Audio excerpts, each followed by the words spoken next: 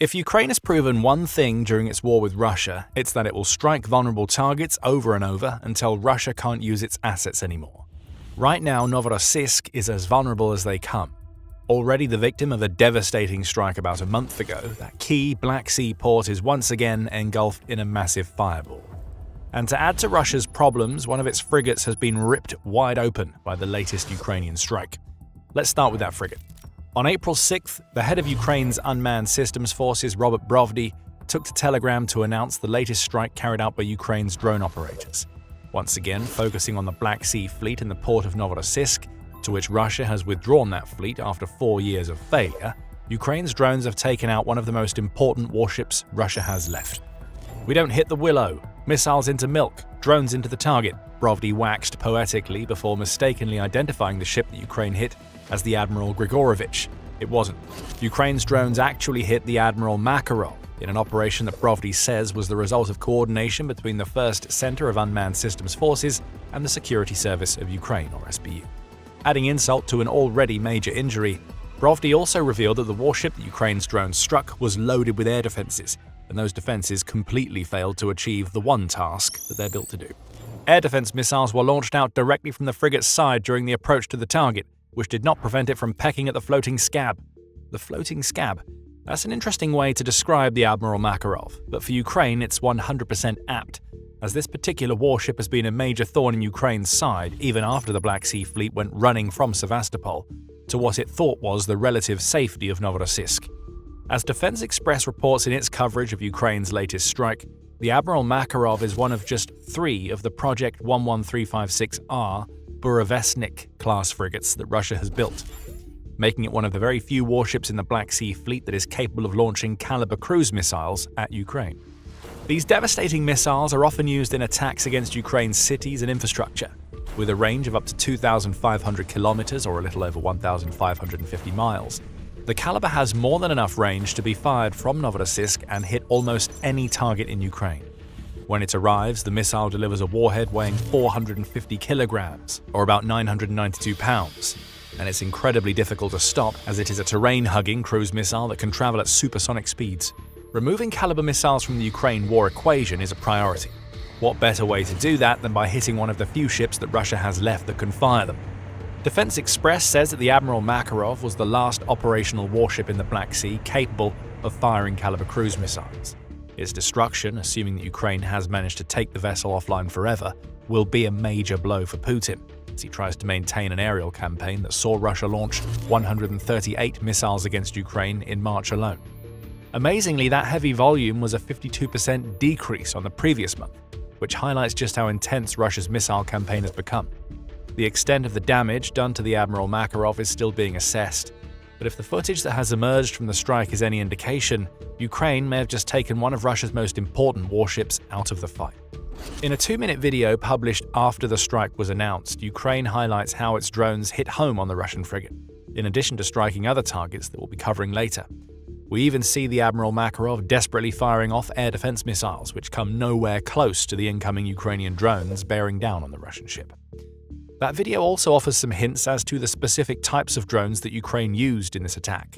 It appears that Ukraine's drone carries a sizable warhead, which puts the FP-1 and FP-2 into contention as being the drone of choice.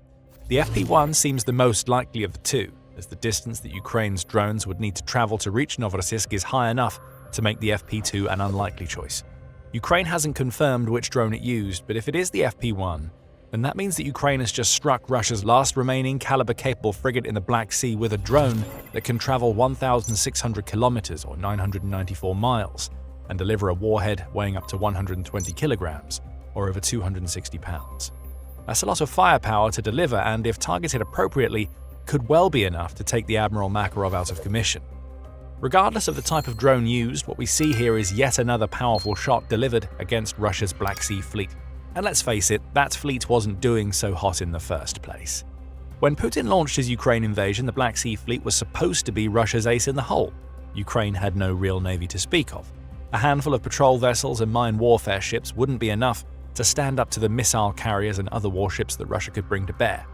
Russia would be able to hit Ukraine at will using these ships. It could take control over the Black Sea, stop Ukraine's grain exports in their tracks, thus depriving Kyiv of billions of dollars in funds that it could use for the war, and establish safe passage through the Black Sea to land soldiers onto the Ukrainian mainland from annexed Crimea. At least that was the plan. It hasn't gone well. Over 4 years into the war, Russia is about as far away from dominating the Black Sea as it can possibly get.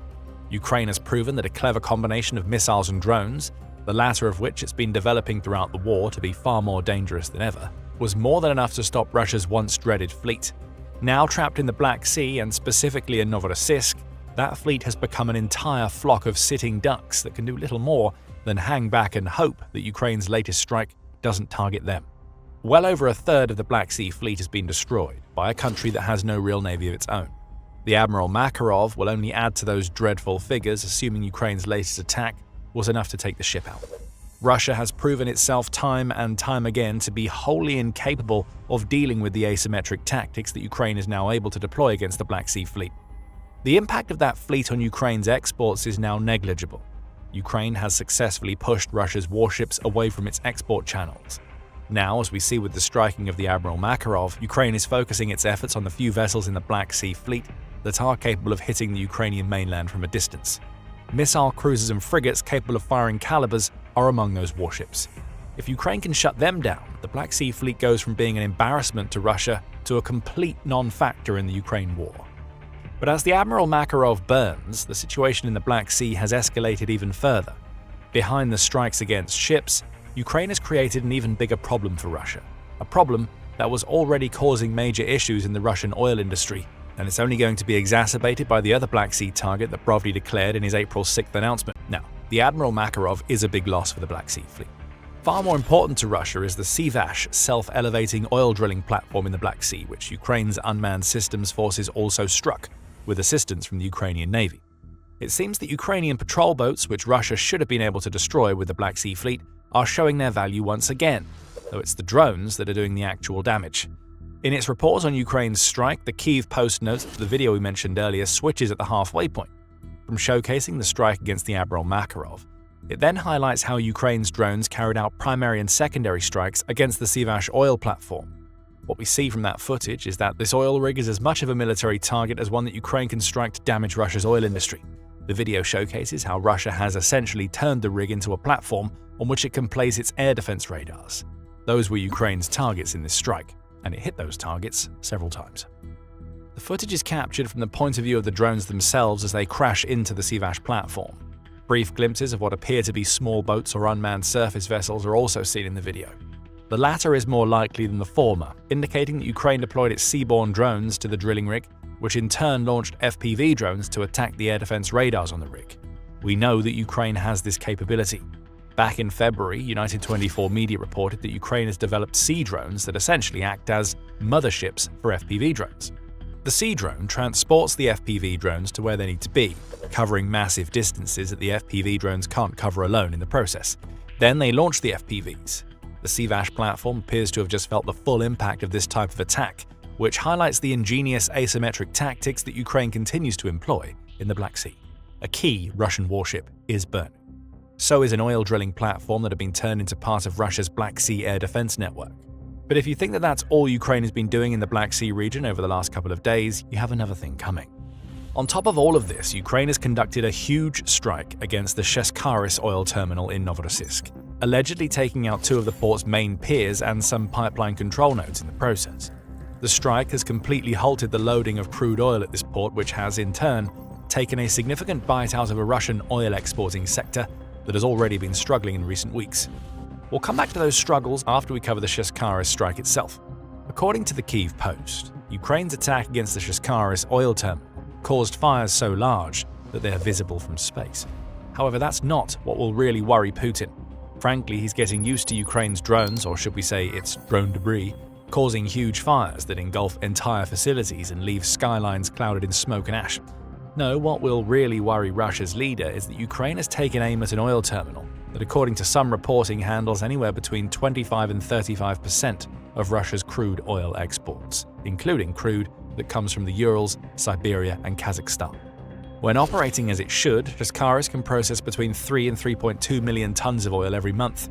Granted, these are peacetime figures, but even as the Ukraine war has raged, Sheshkaris has accounted for about 20% of Russia's total crude oil exports, the Kyiv Post explains. In other words, this is a major Russian oil hub. And to see how major, we can do some quick maths. Let's use the 3 million tons of crude oil per month as our baseline. According to the Louisiana Mid-Continent Oil and Gas Association, 1 metric ton of foreign crude oil amounts to 6.99 barrels.